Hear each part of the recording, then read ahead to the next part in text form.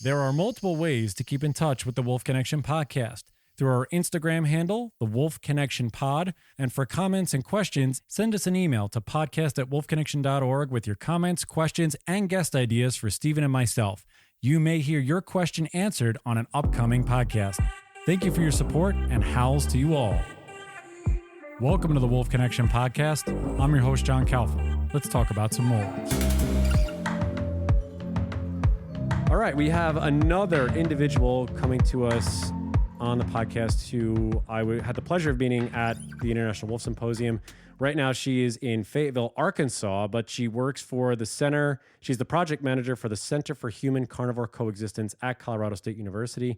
She is Cassi Camara. Cassi, wonderful to see you again. How are you doing? I'm fantastic. Thanks, John. Yeah, it's nice to see you again. Just for all of you that were interested in what Cassi was talking about and what we're going to dive into today is really about the media's perception about Prop 114 in Colorado, why that vote was so close. She was on the last day of the symposium, one of the last presentations, but she really killed it and did an awesome job. And really just goes to show the scope that the symposium had in inviting all these different people with all this different research. So just off the top, Cassi, what did you think of the symposium? How did you navigate that whole situation? What was it like for you just being a part of that? Well, I'm a little biased. As part of my background, I actually used to work for the International Wolf Center. So I've got to give them kudos. They did a fantastic job. And it's really nice to see some of the direction that they're going with their new executive director. So I thought the conference was great. They put a lot of time and effort into the organization. I would have personally loved to have seen maybe a little more in-depth for some of the presentations because people had a lot of info to get through in 15 minutes. And I know that there was a little bit of burnout. So I love that I somehow had over 70 people in our room on the last day, the last hour of the symposium. I'm not sure if that means they like me or really hate me that they gave me that slot. No, you did great. And I agree with you. We said this we had Nick Givok on a couple weeks ago, and really the same thing. It was a lot of information for you all to condense into 15 minutes and then really only get a 5-minute Q&A period afterwards. And then people are heading out the door either to catch flight. In your case, they're heading out the door either to catch flights or to, check out of their rooms. But in the course of the symposium, go to another talk. So, and there's really no way, and I apologize because I wanted to come up and congratulate you on your talk, but I actually had to jet for a flight. But like I said, it was great it's good to have you here to really expand upon Thanks. What you talked about. Was there anyone in particular, just staying with the symposium for a minute, that you were looking to meet in particular? I know you've actually been part of the Red Wolf reintroduction as a volunteer, so you know some of these individuals. Was there anyone in particular that you were looking to meet, looking to speak to, or a talk you wanted to go to when you got there? No, I'm like a secret wolf world person. I've been in it for over 20 years, even though I'm super young. And so I secretly know all these people, even though as they age, they forget they know me. So no, there actually wasn't anybody new. It was just really great to connect with old friends and professionals and kind of get that reinvigoration for the work that you do. And remember that it's, there's people passionate about it all over the globe. Yeah, it's really, really awesome. How did you start all this? How did you start your journey? Because obviously you're knee deep in these analytics and in this graduate work now.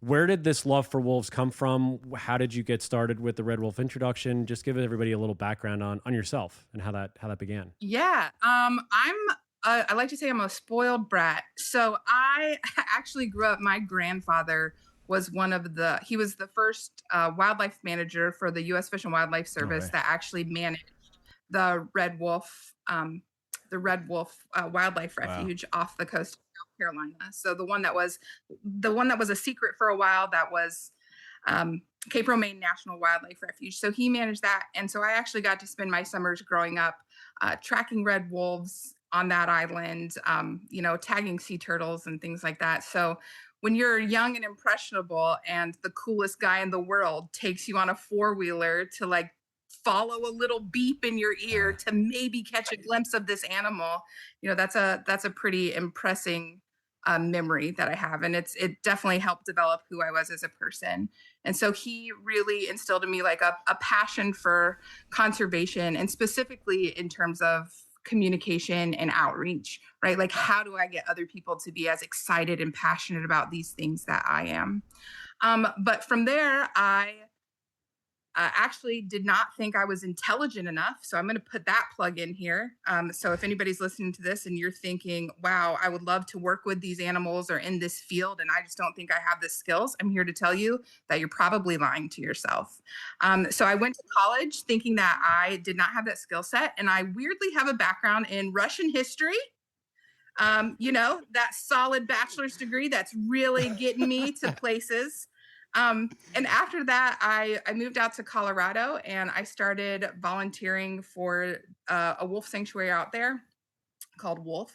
Who would have thought? What a name. Wolves Offered Life and Friendship there in Bellevue, Colorado. And I volunteered there for a little while. And then what created a permanent position for me, there was a fire where all the animals had to be evacuated. And I was one of the only few people that was up there that day. So we ended up evacuating most of the animals the first day, but eventually all the animals got evacuated off this mountain. I was one of the only people that was just there all the time, sleeping outside of wolf enclosures. And I think I just ground them down into giving me a full-time position because I was there for like 80 hours a week.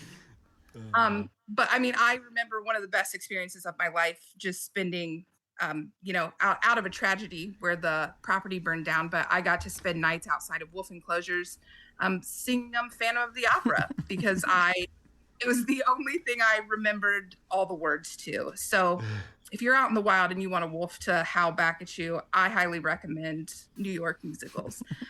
But from there, my work with them led to a graduate program where I worked on a survey for captive canid immobilization techniques. So connected me with a lot of different wolf sanctuaries across the country, interviewing them. Then I worked with chronic wasting disease research, which kind of took me into the ungulate area, but still kind of involved with carnivores with that, which was with CSU. So got some experience in prions, and then went back to wolves with my current PhD work, which has connected me, I skipped a whole part. The International Wolf Center, got my dream job there and worked as an outreach educator for them under a grant program for the state of Minnesota. So I moved out there for a year and taught 12,000 kids in 8 months, which was, yes, very powerful, super awesome experience. And then from there, I started my PhD program, which has connected me with the Center for Human Carnivore Coexistence at Colorado State University. On the topic of what you mentioned was your passion or one of your core passions, exciting people about these topics. How do you do that? In your mind, how do you move people to a place where they are as inspired and as passionate as you are about wildlife and conservation? I mean, well, that felt like a trick question, Stephen, because I don't think anybody can be as passionate about life as I am. But I think this is great. That's like the $1 million question, right? And I think there are so many ways to attack it. I think your personality has to go into it. And so for me, I bring a lot of enthusiasm. Generally, if I'm doing outreach or something, there's a lot of flailing involved, especially when you work with youth, right? Because to me, the more I keep you engaged, the more you are just excited about what I have to talk about, no matter what it is. But I think that people forget that everyone on the spectrum here for what we're talking about, conservation, left, right, all the way to where it connects back and the left and right are actually touching each other. A lot of those people still consider themselves to be conservationists, right? And so I think it all starts with listening and empathy, and remembering that the person across from you is actually a whole human, and they have whole experiences and attitudes and beliefs and values that are leading to what you're seeing in that person. And so I think the humanization of the field is really important. That's a great thing that you said. I think that was something they were trying to drive home, I think, at the symposium also, is that there are these opposing views, which I think for some was a little bit, they sort of caught them off guard a little, I would say. I don't know if you agree with that, but I think that's a lot of what Stephen and I have attempted to do, at least with the podcast, is really try to find that middle ground and understand that, reaching across the aisle and understanding all, at least listening to all different discussions and understanding that, hey, if we don't work together, how are we going to get to educate and inform people in a way that we can find some commonality and find common ground in order to make these things possible for conservation for wolves and other animals on the landscape. Yeah, there's I don't know if you got to meet with the working circle group who was also at the Wolf Symposium, but Karen Vardaman, she runs that, and she has a really wonderful saying where they operate in the radical middle space, right? Because they do a lot of hands-on with ranchers. And I just think it's so poignant because how horrible is that the middle is considered radical, right? And so I think the work that you all are doing, right, in this, and the more people that we get into this radical middle space, so that at some point it's not radical, it's just the middle space. It's the middle space where we can coexist together, right? Not just wolves and humans, but actually humans and humans with opposing views can coexist together to come up with solutions for the future. I think that's where we have to exist in and be comfortable. That's where we need to get to eventually. How do you get that across to children in a way that they, like Stephen was saying, they're engaged? Because you said about the flailing, but these are deep, right? A lot of these are deep issues, at least for us in the adult realm, because we understand the ramifications. When you're talking to children on a lesser level, how are you able to get those things across so that they understand it in a way that they become passionate going forward? I mean, kids are, I think, the best population to work for because you don't have to work as hard. Kids are all about the things that are tangible, right? And so I think with any messaging, you have to start with what is the demographic that you're working with, right? Because an inner city school population that I would talk to is very, very different than like rural youth that I would speak with. But in general, kids like some best practices. They love enthusiasm. They love things that they can touch. They love activities, right? And as we move into generations, so one really big thing that I like to point out to people is millennials have and those are adults now, but millennials have an 8-second attention span. And as we have moved into Generation Z, they have now developed a 4-second attention span. And so you can assume that the generation after them, who are youth right now, would potentially have a 4-second one or less. And so part of this is like, how do you capture these people so quickly that they might pay attention to you, right? Whether that's in person or even social media, so that they're not swiping to the next best thing. I think simplicity is overrated.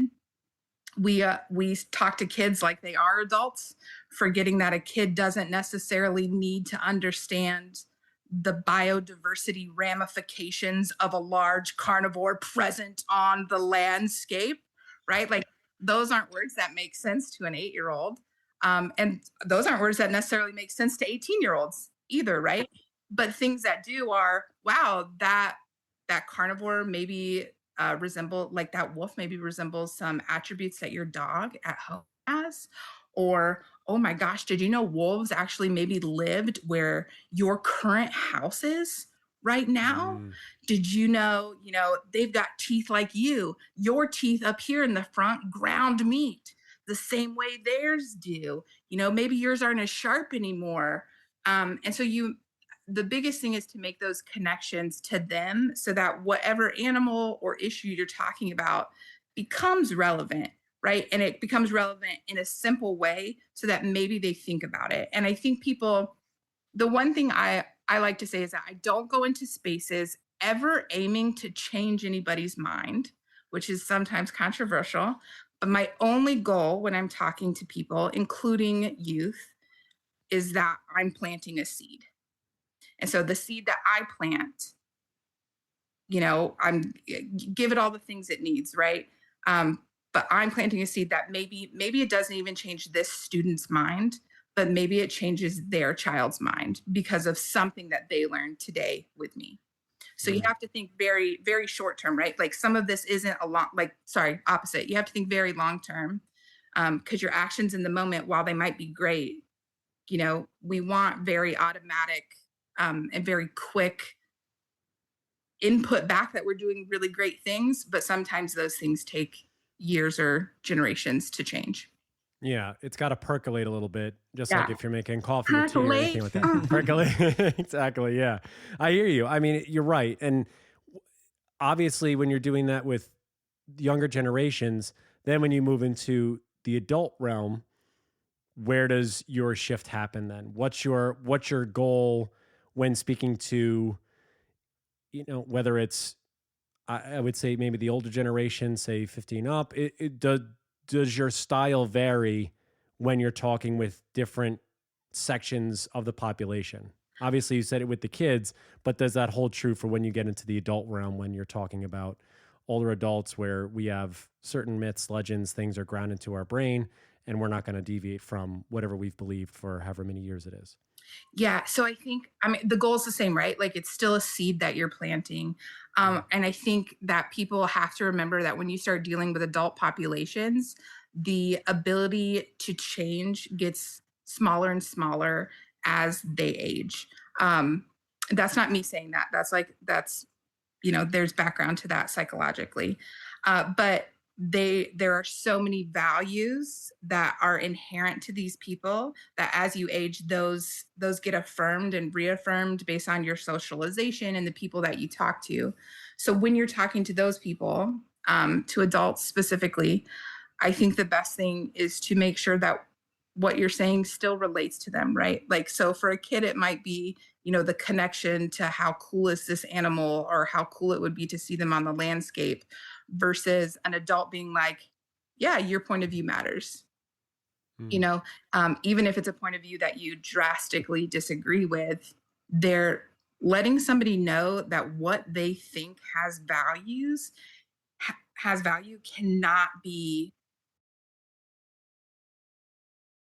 like under encouraged. That's not the right word I'm looking for, but like to let somebody know that what they're thinking and their beliefs is so powerful, right? Because you don't know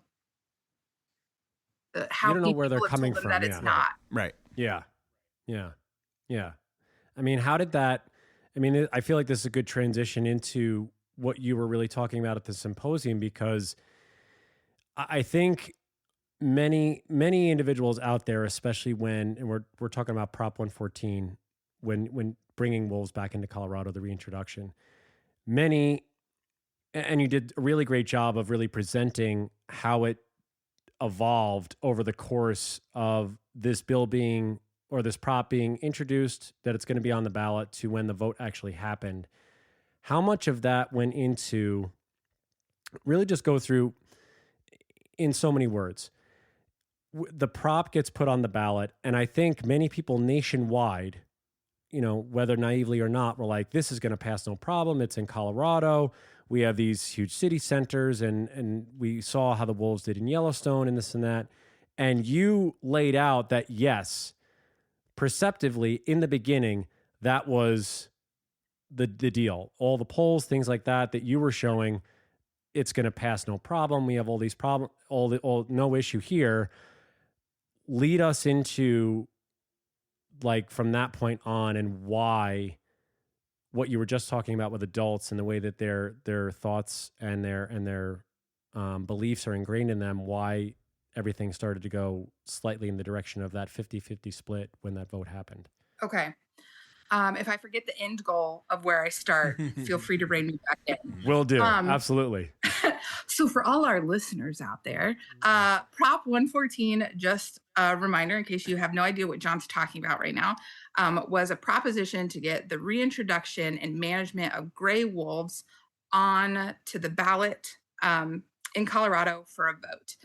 That worked, that passed, and that was done by a group called Rocky Mountain Wolf Project, which transitioned into a group called Rocky Mountain Wolf Action Fund.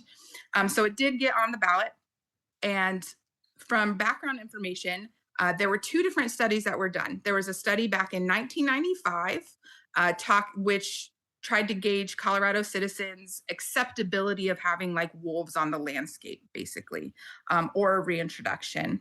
And then there was a follow-up study in 2019, which the cohort that I work with, doing some of my graduate research, that they conducted. Now, both of these surveys, in like a very quick overview, expected something to pass by over, there was 80% positive attitudes towards wolves on the landscape. And then the 2019 one was refined even more, where they thought that the margins would be approximately passing, with a 30% margin. So passing in that 80 to 90% range, right? Based on these studies. Now, what happened, what John was alluding to, is that it was almost a 50-50 split, and that it passed by 1.8%. Okay, so we jumped from a 30% margin to a 1.8% margin. And so part of what I studied was, why did that happen? What impacted the vote? Do you want me to, so would you prefer if I went like more into the details of like that whole process of the study? Or just, let's go through the study, but also I think as you're going through it, and again, we can always break, and Steve and I might break in here, you know, eventually, but yeah, let's talk about, because you went through a lot of different things between the party ads, which were the people obviously against or anti reintroduction, some that were for reintroduction, and how really that shifted public perception, and why people, as you say, they were for wolves in the beginning, and then all of a sudden when certain pointed questions were sort of asked to them, it turned into, oh, it's really more in the middle than we thought. Right. Okay, so I'll walk you through the study, and then towards the end, we'll circle it back to like what you can do for your messaging. Yeah, 100%. Things like that. Yeah. Okay, so with the study, we were trying to figure out specifically, why did this 30% margin change, and what kind of arguments specifically were used in support and opposition of wolf reintroduction, right? Because we want to make sure that we understand how both sides of this are working. And then also to see how prevalent that those arguments were being used in the media themselves. So what we found, the way we grouped this out, were in two different segments. We had two groups, the in favor of wolf reintroduction and then in opposition to. And so we actually found that there were, we labeled them as categorical arguments. So these were overarching classifications that we used to categorize the arguments that had shared characteristics. Okay, so there was like some similarity in those. And we actually found 7 unique categories. So there were arguments that were political, social, there were scientific arguments, there were economic, hunting or sportsman arguments, and then agricultural or producer arguments. And the last one was counter arguments, which was my favorite, because counter arguments, literally those arguments were just saying, well, the other side is wrong. That is a false fact, those type of arguments. Right. And then underneath those arguments, we looked at rationales, and rationales were thematic. So they had recurring themes, and they conveyed a particular reason why somebody was in favor or in opposition to. And we found 61 different versions of that. And there were, not that anybody listening wants numbers, but if you do, email me. I'm happy to give those to you. But we found 61 different rationales. And so those were everything from reintroducing wolves would compromise existing policies, or voters are too uneducated or emotional to make this decision. There were general things like the ballot has issues, right, with not necessarily specifics. So all those would be political ones. Some social arguments were this is going to destroy partnerships that rural and urban communities have had together, or just that wolves are dangerous, right? Whether human safety, pet safety, and things like that. So during the study, there were a couple things that we found out. The two categorical arguments that were the most prevalent were social and scientific. Scientific was really interesting, but I'll talk about that in a second. So those were the two arguments that were most consistently used by both groups to either try and sway people to be in favor or in opposition to reintroduction.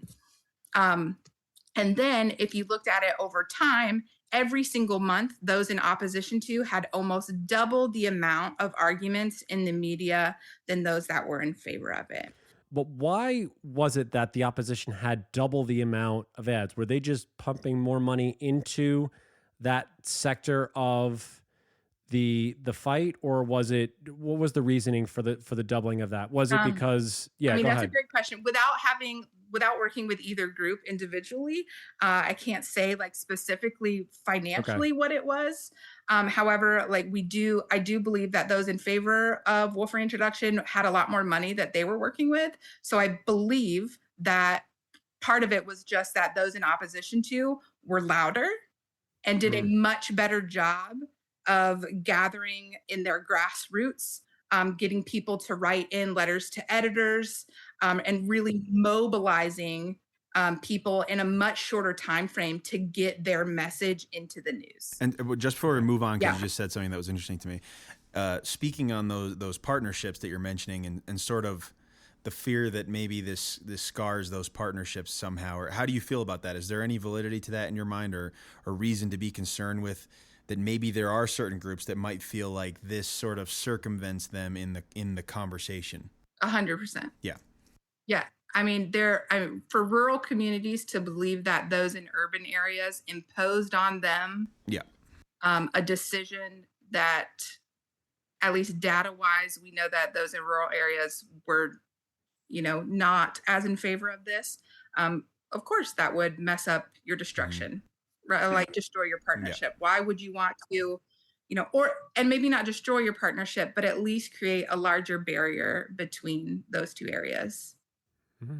Okay. And if you're listening and you don't know kind of how Colorado looks, population-wise, Colorado has their largest populations are in Denver, Boulder, and Fort Collins, and those are definitely the areas that made sure that this proposition got passed.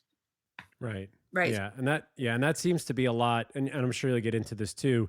The political angle of it, mainly Democrat or Republican, really just shows how that vote, and you showed this also, how that vote really was cast across the state. And a lot of, and people might not know this, but a lot of those on the western slope where these wolves are going to be reintroduced, a lot of, I think the opposition was mostly in those areas. There were some patches in there, I think, that I saw on the map that you had in the symposium there were some blues here and there, meaning in favor of, but it was mostly reds or nos. So it's just interesting. And that goes to your argument that those partnerships could be strained or completely dissolved. Well, and you mentioned something really interesting, right? Like in a political situation. So I want to reiterate that like this is very unusual. This has never happened before, where the citizens actually got to vote for a reintroduction effort. And that also speaks to the organizations who are behind it. So just to put it out there, so the Rocky Mountain Wolf Project did hire people with specific political expertise on campaign trails. So a lot of the tactics that were used were very traditional to, in my understanding, from what I've looked at, are from traditional political strategies, while those that were in opposition to used some more grassroots efforts, strategies. And I think as we talk about this too, just notice the differences in those. And I'll say that as conservation, if you're listening and you have a conservation organization and you're being asked to maybe go outside of your field, that doesn't necessarily always work, right? Like pulling strategies from different areas is great, but also I personally believe that using political strategists for this ended up doing them a disservice in the end. Okay. And it is part of the reason that it was such a minimal margin. Right. Yeah. So continue on where you were going down, because you were going down the strategies that they were using. So Going down the data hole. Okay. That data hole. Yeah, exactly. Here we go. My favorite part. So let's get into a little bit about what arguments were specifically used. So we know that those in opposition, they're using arguments more frequently than those in favor. And then they're using scientific and social arguments primarily. So the top arguments for those in favor of reintroduction, the top 5 included: wolves are going to contribute to a more balanced ecosystem. The wolf reintroduction will create connectivity from Mexico to Canada. Wolves are not a threat to animals on the landscape, so livestock or wild herds. Wolves could help manage diseases. And then reintroductions have been successful elsewhere, so we should do it. So those are the top 5 arguments that were used. But that top one, the wolves are going to balance ecosystems, that was actually used approximately 25% of the time for all their messaging. So they stayed very consistent to their messaging and used that repeatedly. Now, those in opposition, their top 5 arguments, wolves are already in Colorado, or are already going to naturally recolonize this state. That's what I hear a lot. Yep. So that happens. So really fun fact too, if you weren't watching the timeline, during the proposition and the ballot and leading up to it, the first recorded wolf pops up in Colorado.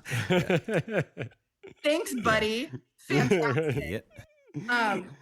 So, and who knows how much that could have attributed to the change, right? Because people actually see it's in the news.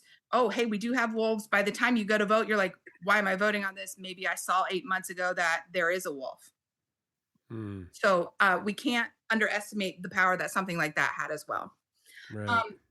The other arguments they use, though, are there's going to be livestock loss, which we've definitely heard before. Wolves are going to reduce and stress the current wildlife that exists on the landscape. And the reintroduction will have a broad negative economic impact, and then human safety. So those top 5, you can tell, like, they're definitely arguments that you've seen both sides use in different places before. Steven's dog is always in in the deal. I love that. Go ahead, Cassie. Some of the really unique ones that I personally liked, which I think is always fun to mention, that urban versus rural divide that we talked about. And then this went all over the board. Some of the arguments were, don't bring wolves here. They're going to give you COVID. Okay. Never heard that one. Now, right. It's definitely wild. The legitimacy of that, I don't think was proven at any point. However, you also can't underestimate the impact something like that has, right? By mentioning COVID, you just made this wolf argument very relevant. Okay, so you actually connected wolves with COVID. COVID, generally, very bad thing, getting bad media across the board, right? So if you actually just made a connection of like, oh, wolves, COVID, bad. It's familiar, yeah. Right, it's familiar and it's negative. So things like that are really powerful messaging strategies. Because there's this thing called cognitive dissonance, right? Like, maybe they don't know how they're connecting these things, but it's just naturally happening in your brains, which is super cool. A really unique argument for those that were in favor of reintroduction actually was, we can kill the wolves when they get here, don't worry. Yeah, I remember you saying that, yeah. Yeah, and I was like, that's an interesting way of looking at it, right? But again, so there were 67 of these different arguments that were used, and I could go on all day and talk to you about them because some of them are just hilarious. But what you can see from the arguments, the benefit for those that were in opposition to this. So not only did they have the quantity, right? So they had the same number of rationales as those in favor, but they had double the amount of exposure. Okay, so while they had the same amount of messaging, that messaging was out there over and over and over. And then I mentioned consistency. So those that were in favor of reintroduction kept mentioning that wolves are going to balance the ecosystem. And while you might think that consistency is key, this is where those political strategies come in, right? When you hear about a candidate, what's their message? You know, their slogan, that's supposed to connect you with a person. But in this case, the consistency, I think, actually flipped it. So while they were sticking to one message, those in opposition were capturing a whole range of people who maybe thought one very specific thing about wolves, right? That wolves were killers, or that wolves are going to give you COVID. Unfortunately, it looks like the ones that are for reintroduction, a lot of those concepts require some amount of exposure to real information about wolves. I mean, to be able to make them valid, like wolves contribute to balance. Well, Right. maybe I have no idea if that's true. There needs to be some amount of exposure information. Connectivity to Mexico and Canada is like a very niche. I mean, that's a very niche item that most people can't, attach themselves to. It's been successful elsewhere. You need exposure to this topic to confirm that. And they help with ungulate disease is another sort of niche item. But unfortunately, the other side is a lot more accessible, positive affirmation. Yeah. They will do it themselves. They do kill cows. They could harm your children, and we care about our children, and there will be a negative impact to our bottom line. Right. They made them approachable, right? Like, if somebody is up there talking to you, you're definitely going to approach the person whose message you understand. And you can't forget that the general public for the United States speaks and writes at an 8th grade level. So using terms like biodiversity or ecological balance or connectivity, like, you have potentially just isolated a lot of the people you're hoping are going to vote for this. It seems like, I mean, Cassi, did you find this, or were you able to know this in the studies that you guys did? Was there a reason why the pro-wolf side went this direction, more scientific based, more, as you say, it seems, and again, I'm trying not to be political here, but really it's like they're going for the educated vote as opposed to bringing in everyone. Why isn't there, a sentiment that they used? Why wasn't at least one or two of their top 5 arguments something similar to what, why wouldn't they say, or did they say that it would be a positive impact, I think, economically? I think you said that was number 3, right? For them? Yeah. So I would say that they didn't do it because they didn't hire me. So I having worked with them in the very beginning when these things started, and then I separated as it would have been a conflict of interest during my study. I can't speak for them, but from the outside looking in, I personally believe that it is the individuals that they hired to be experts in these areas that maybe were not experts necessarily in the field. Got it. But that is definitely a personal take. Yeah. No, I think just listening to it, I mean, Stephen, you hit it on the head. It really just listening to it, because we're the 3 of us on this podcast are in it. So we understand more so the pro side. We understand both sides, but we can get on board with some of the things that they're preaching on the pro side.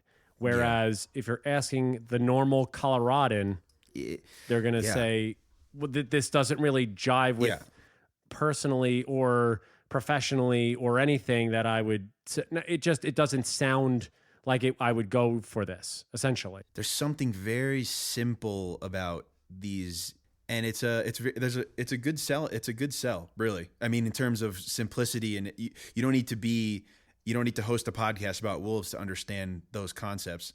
And I could see how they're effective. And what did we say in the beginning? The best thing you can do is have simple messaging, right? Right. Know your audience. To anybody. And you guys are hitting it on the head, because when you look at specifically, so I pulled them up just so we can look at them, but the arguments that we categorized as scientific or biological arguments for those in opposition were still very broad or approachable, this word that we're using. So yes, they will spread disease. And they're going to give you COVID, right? Another thing. Right. The Genius, COVID, actually. they're going to harm wildlife. Like, that's very general as well. Then another argument that they used was that experts or scientists should be making the decision. Yeah, I've heard that one as well. Yeah. Right. Because, and what a great argument. Right. If you don't understand what this ballot says, oh, then maybe you shouldn't be voting Right. on it. Very, very Solid powerful argument. Yeah. messaging. Yeah. Yeah. So I mean, I've got to give him kudos because after having looked at it in depth, I'm very surprised that it passed. And Yeah. it's no surprise that it only passed by 1.8%. Yeah. I mean, what did you tell us and everybody who's listening too, just about what you saw leading up to the vote? Because like you said, it started at this record. It's going to pass by, like you say, 30 points or so.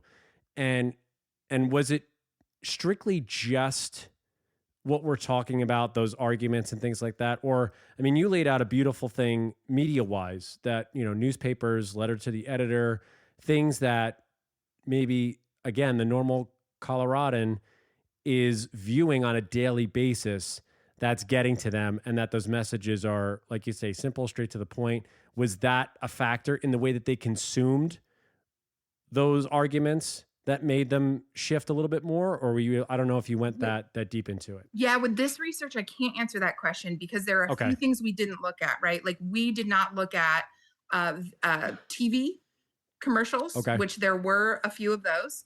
And then we also didn't look at social media. And what we know about the rural population is a lot of the way that those communities operate, they get a lot of their information through like community platforms. So maybe they have like a community group for their small town. Or maybe, who knows, maybe there's like a wolf hate group where stuff is posted, but there are ways that ranchers connect with each other, and those rural communities connect with each other that we wouldn't have had access to. So I can't fully answer that because there potentially was a lot of there was other behind the scenes messaging that wasn't considered in this specific study.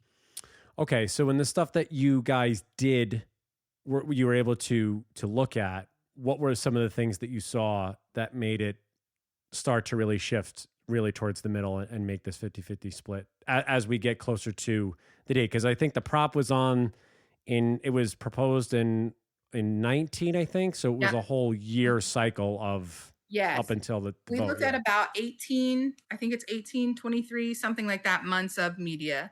The vote happened in November of 2020. So time-wise, leading up to it, the only month that actually had more arguments in favor of reintroduction was that month of October, right before the vote, which again, very consistent with political strategy that you're trying to get your message out, a big push right at the end. However, you saw, if we're looking at it temporally, so like over time, there were big pushes at different intervals for those in opposition. One of those was when when that first wolf was spotted in the state.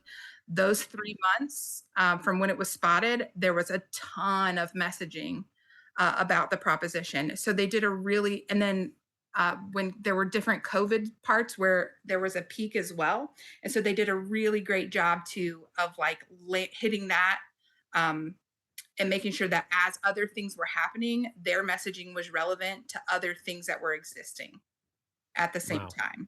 Yeah. It seems simple. It really does. That it's just, I mean, it's just amazing to me. It's not. No, I know it's not. I know there's more to it. You're doing a great job of explaining it all. Hit on the political angle of it too, because you made this very interesting argument, and it showed in the polling and the people there, where those who voted for Biden voted for it was almost wasn't there a correlation between the president, whoever voted for the president and who didn't vote? It was wasn't that an angle as well that happened? So I didn't do that in my study, but I do think you can make the correlation that yes, because we know that the urban areas in Colorado are more liberal, and those urban areas did all vote blue, versus the rural areas in Colorado voted red.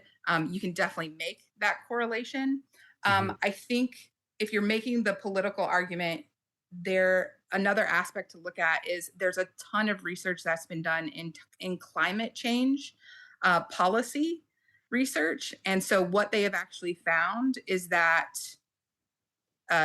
Democrats or more liberal individuals who are trying to push climate change agendas have done a really horrible job. And part of that is that you're using complicated messaging. You're picking the wrong representatives for the demographics that you're trying to hit, right? Like a scientist isn't relatable to most people. But is some weirdo named Cassiopeia from Arkansas? Yeah, probably, right? She just looks like a cute little chubby girl that everybody wants to hang out with. So picking that like community leader. So I think there's definitely a correlation between like the climate change information that we have, and I don't think it's been done well, especially since this was the first thing that's happened like this. So it would be really interesting to see to make those same kind of conclusions from what we did. But I mean, I would guess that I see the same problems when I look at it, right? Like the messaging was too complex. The people delivering the messaging, which it is not in my study, but their primary messenger for those in favor of was a scientist or a guy who has a political background, right? Which you get into the argument of this person might not even have been from Colorado. So not a good representation there. And it's still that relatability. You know, you also have created a problem that's not relevant to people. So climate change has been framed in something that's happening in the future. And so this reintroduction is something that will balance ecosystems versus the argument that wolves will kill livestock, or they're dangerous right now, or they're here right now, right? So you created, there's a discrepancy in creating a futuristic thing that's happening versus an active thing.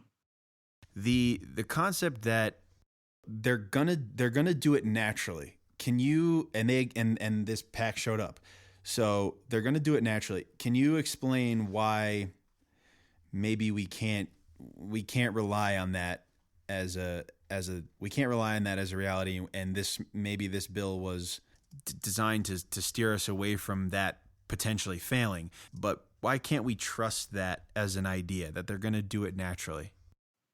So part of the issue there between the wolf populations that currently exist in North America, there is, I like to call it the black hole of Wyoming. Yeah. I love Wyoming. It's a beautiful state. They have some very old policies regarding carnivores, and you can still shoot a wolf on site there. So the big problem was for wolves to get from other populations to Colorado, they have to pass through like a danger zone, basically. So to finally have gotten one was a huge deal, but it didn't necessarily mean that other wolves would be coming. And so one wolf does not a population of wolves make, right? So the reintroduction, the argument could have been made that the reintroduction would position the wolves that did come to create a full population as well as a genetically diverse population. But then again, if you mention things like genetically diverse, you're automatically going to be isolated. Again, part of your population, right? Right. And the ones that come down where they ended are in like areas of northern Colorado versus this reintroduction is going to be happening on the west slope. Mm-hmm. Right. And so that's different as well. Right. Yeah, to me, this is like the nitty gritty of it. And, you know, part of the obvious reality here is that the average person does not read bills from start to finish, right? So can you just summarize, what did this bill say? The main elements of it, or more simply, what specifically and simply were we voting for in a very digestible blog post type of way, Bill? You're voting on bringing wolves back to Colorado by 2023, and a plan and forcing agencies to develop a management plan to manage those wolves once they were here. And if you don't know, who are these agencies? Who are these people? Colorado Parks and Wildlife. Yeah. And who pays for it? Yep. Who's paying for it? Yeah. So that is another factor that we didn't talk about, because that argument is mentioned. It's not one of the top 5, but one of the arguments is that the language just says that fair compensation for livestock owners. And there was segments of the population that were like, well, what the hell does that mean? Where's that money coming from? Who's going to be paying for it? And so some people would have wanted to have voted no because they needed more information. Right. And is that the thing on the money side of it too, Cassie? Are they also looking at it to Stephen's point that, I mean, and this is the taxpayers are the ones ultimately funding this reintroduction, correct? Which is why they're voting on it, right? Do I have that correct? Well, in a sense, yes, right? Because we're funding Colorado Parks and Wildlife. Yeah. And so Right. they Right. are making a management plan. We funded those people to do that. So we're taking resources from areas that the citizens of Colorado already pay for. However, I don't believe that there was a specific fund that was talked about being developed from taxpayer dollars. Right. But I don't know how that conversation's changed in the past year. Right. Right. And so when they say broad negative economic impact, they're talking about this, but what else are they talking about? Ranching, ranchers having to close down businesses, the outdoor industry. I mean, what's included in this kind of warning? So they were talking about all of those. They were also talking about travel, like the outdoor industry, that potentially they made the argument that you would lose money that way. Because that you wouldn't be able to have like backcountry things happening or access.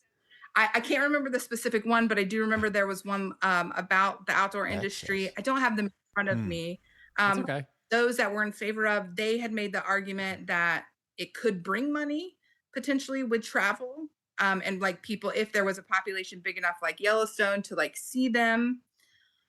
But no, I can't remember the specifics on that. But just that broad one. The broad one also was like, this will cost you money, period, right? The same thing you were mentioning, that if we're funding CPW, you're funding this. So you're paying for it. Right. Man, it's interesting they would use that argument. You would think that if you looked, and again, if you're in the space, it might be a little bit, it might resonate a little bit more with you.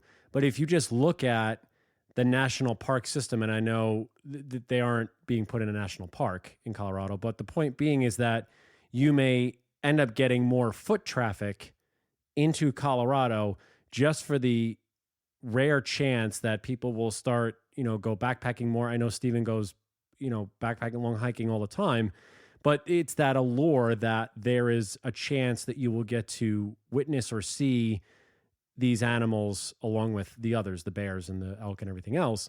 But the fact that it's there, as opposed to it's going to drive people away from Colorado because they're on the landscape. I find that just interesting that they would use the money argument in a way that people be leaving the state. Drive people away from the landscape in terms of you might drive ranchers or farmers away, right? If you that's true, yeah. Wolves back, why, and your compensation management maybe isn't good enough. Why would I continue the agricultural industry here? Yeah, we've heard most of the time the compensation doesn't work anyway, even when they get it. In terms of tolerance, right? Because we had a guest on from Spain who gave us a good soundbite, which is the carrying capacity of wolves is not how many wolves can be there; it's how tolerant people are of wolves. That doesn't exactly work as it relates to tolerance. So if that's a mark of success, then yeah, man, it's just there's so many different things there. I mean, what were the takeaways, Cassie, that both sides, I guess, learned, or what did post vote? What did you find out? Did you do any exit polling, or what? I can't remember if you went once the vote was passed, or once the vote happened and once the vote passed. What was the fallout on both sides? Was there obviously the pro side is happy because it passed and everything has been moving forward since then. But my question, I guess, is like the implementation of these conservation initiatives. Like what are the main takeaways, I guess, from both sides, or what are the things that, as you were saying earlier, that people should look at when they're going to put something like this forward in the future? Yeah, I don't know the next steps for either side of like what exactly is happening in Colorado right now. Right. I do know that there's interest in doing like a follow-up study to this one once I, actually get this published. Womp womp. But I'm happy to speak about general messaging strategies. So I think one of the big takeaways for both sides is that, especially for those in favor of reintroduction, is that you have to move beyond the status quo, right? The things that you're currently doing or have been relying on do not work. I think another big one is that interdisciplinary work is crucial. While relying on somebody who might have a political background was not necessarily the right answer to me during this, using their expertise in some areas of this is a great idea. Some other general messaging strategies, I think, were that, so I would say that those are the two big ones. I think vivid messaging, and I categorize it like that. I made this super sweet slide that I can send to anybody who wants it. But you need to have vivid messaging. Like I mentioned earlier, right? The populations you're working with are people who have attention spans of 8 seconds or less, which is so sad. So not only do we need to have words out there, but you have to have visual images. You have to use words that are going to create images in people's mind. And part of that is creating an emphasis on the here and now, right? Like we talked about. So what we're talking about, the wolf reintroduction, is important to you because it's happening right now, not necessarily because it's going to balance ecosystems in the future. Right. You have to create a bridge for people and your audience to visualize that future with however your messages are working. Mm-hmm. Some other strategies, like we know that storytelling is really useful. So personal, using local stories, right? Source credibility is a huge one that I don't think either side in this used. Those in opposition used a lot of varying people to get their message across, while those in favor of used just one or two who might not have had like trust instilled in them based on the kinds of positions they had. So you can't underestimate your source credibility there. And then I think this one gets overlooked a lot too, but you have to anytime you have negative information, you have to mix it with a positive effect, if that makes sense, right? So if I'm going to tell you that wolves are going to come and they're going to cost you money, the positive spin has to be, because then Colorado is beautiful for your future generations. I don't know, whatever it is. There has to be, when you only use a negative effect appeal for people, it makes people resistant. And so like you're just going to hit yourself into a brick wall. I can see how the arguments for wolf reintroduction can get lost in translation, and how the other side might be getting a little bit more traction per hour of effort. How do we fix that? Yeah, and they meet people where they're at, right? Like yes, yeah. And then I would say like the last strategy is wording. So you besides creating those vivid messages, you have to avoid jargon, and then also controversial terminology, which we already hit on. That those in opposition just did a phenomenal job with that. Based on what you saw at the symposium and in your research for your speech there, just how confident are you that the Colorado reintroduction is going to be better, for a lack of better words? Or are we learning from past mistakes and presenting a plan that should in theory result in more tolerance and better management plans in the future, or just better general outcomes than what we're seeing in Montana right now, for example? No. Great. So I want to say, like, the caveat there, I'm speaking for myself and not anybody that I work with or work for. But if we had learned from our mistakes, the public would have been educated about this before it ever got to the vote. And there were efforts that said that was going to happen. And I mean, to put it out there, I'm very disappointed that it didn't, because the biggest thing we learned from the other efforts in, Idaho, Yellowstone, was that tolerance beforehand is something that could make a huge difference. Right. So I will say that there are a ton of efforts happening now before there are wolves on the ground. So yes, that is progress. a little bit. But so they're bringing people in now on like best management practices. There's a lot of work with stakeholder engagement, trying to get tribal voices, agricultural voices, government voices all in the same room and things like that, which is happening behind the scenes right now. And so I do think those are great. I personally would have just liked to have seen them 2 years ago. Right. I think it's a great argument that you make there. And I think what I took away, at least from the symposium too, and I agree with you, Cassie, is that, yeah, I think there was some missteps leading up to the vote, 100%. It seems post-vote, like you say, they really have ramped up the education, the outreach, the management, bringing people in there. I've heard, just in passing and talking with certain people, there are people that are over the moon with how Colorado is handling it at the moment in terms of preparing, getting not only the organizations ready, the state ready, the public ready, that they're like, it'll probably roll out slightly smoother than Yellowstone. I hope so. Right. Like it seems I do. That way, yeah. So while I said no on the first part, like I definitely don't think we learned from our mistakes on how to have handled a vote before. That said, it's never happened. And now that it's been initiated into action, yes, I think there are a lot of players involved, and a lot of efforts.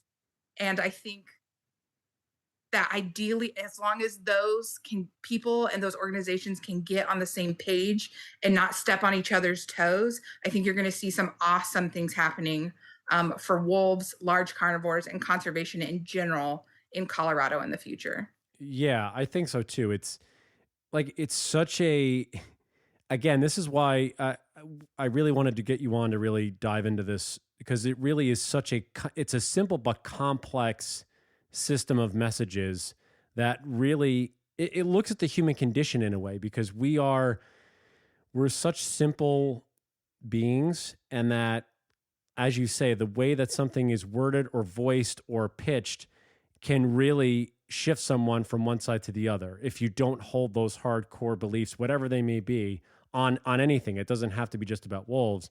And just how, as we started in the beginning, it went from this is going to pass with flying colors and we're going to have wolf flags flying all over the place, to go, oh, wow, no, this is really like a 50-50 divide. And we need to really step up our game post vote, now that it actually eked by and got through. Yeah. Yeah. It's insane. You can do it, Colorado. I know. I mean, to be fair, I mean, Steven's there, so he's actually living there now. So he's got a foot on the ground, basically. Perfect. Where they're going to be. So he's still waiting. He's still waiting for them to send him a telegram, be like, would you be willing to have a package of wolves go in the backyard? That'd be great. Yeah, exactly. I'm waiting for my telegram to work on the messaging for the state as well. So let me know when you get yours. They're going to send it to both you guys at the same time. Yeah. That'd be ideal. I'm super excited for it, and also very nervous, just of how it's going to socially pan out. Yeah. I mean, what's your feeling, Cassie? You said no. I mean, personally, from you, coming from this world of over 2 decades, as you were saying, where's your gut right now with all of this? And be more specific. Just with the reintroduction, I think in general. I mean, because you went at it from an academic standpoint, you have this personal journey that you've been on with wolves for a long time. Where are you sitting as we're having this conversation, and what are your hopes for this happening in the future?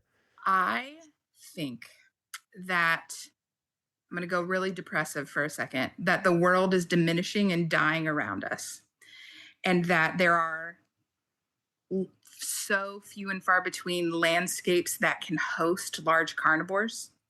And so to be able to have a segment of North America from Canada to Mexico, to be able to have an area from Canada to Mexico that houses a large carnivore, where those populations can intermingle and, in my head, hang out, have coffee with each other. The packs are sipping tea or something, I think is extraordinarily powerful message for conservation for the 21st century. And those small things give me hope for conservation in general. Yeah, I agree with you. I think there's a lot, as you said, there's a lot to be, I would say, yeah, depressive or sad about, but these are something that hopefully can bring a little bit of positivity, and hoping that, like we were saying, post vote, it really seems that we're trying to reach across all these different spectrums and make sure everybody's on the same page with all of this, and make sure that it works. My last question for you, Cassie, because I do want to promote all of your work, where people can find it, where they can look for the Center for Human Carnivore Coexistence, things of that sort. But my last question for you is, when you hear the word wolf, what is the thing that comes to your mind? Power. That's it. One word, just power. Love it. Absolutely love it. As I said, where can they find the Center for Human Carnivore Coexistence? Where can they look at any of your work, things? I know you're waiting to publish the study in the paper, but where can they find you, connect, things like that? You can find me nowhere, because I'm hidden. Probably better at this point. No, if anybody does have questions about this, I'm just going to put my email out there. You can reach me at c.camara@colostate.edu, and I'm happy to talk about wolves or anything, or, I don't know, send me hate mail and then I'll know I'm famous. You can find the center. So the Center for Human Carnivore Coexistence is an academic institution that's part of Colorado State University. So the website is way too long for me to tell you, but if you Googled CSU CHCC, we should be the first thing that comes up. And just a plug for them, it is a ton of different people from a bunch of different disciplines who are doing work on large carnivores across the globe. So right now, where a lot of our work is very wolf-based because of what's happening in Colorado, they're doing lion stuff in Africa, polar bear stuff. Like, it is a really cool group of people doing really incredible work, and a very new institution that I hope can make impacts in the future. No, that's great. Yeah. And I will have all the stuff in the description when we publish the episode. So you guys will be able to get in touch with Cassie and go visit the website and really view this. Stick around just for a couple minutes after we sign off, Cassie, just because we want to get talk with you about a couple more things. But this has been really educational, really informative. Your flair is tremendous. I love your attitude. I love the way that you presented at the symposium, and really thrilled that you brought that same energy here with us today to really talk about all this stuff. So thank you so much for doing that. You're so welcome. I love it. How's to you all out there, and Steven, I'll be with you next time. Bye, everybody. Bye-bye. Looking to support Wolf Connection or sponsor one of the wolves in our pack? Just go to wolfconnection.org, click on the donate tab, and find out more information.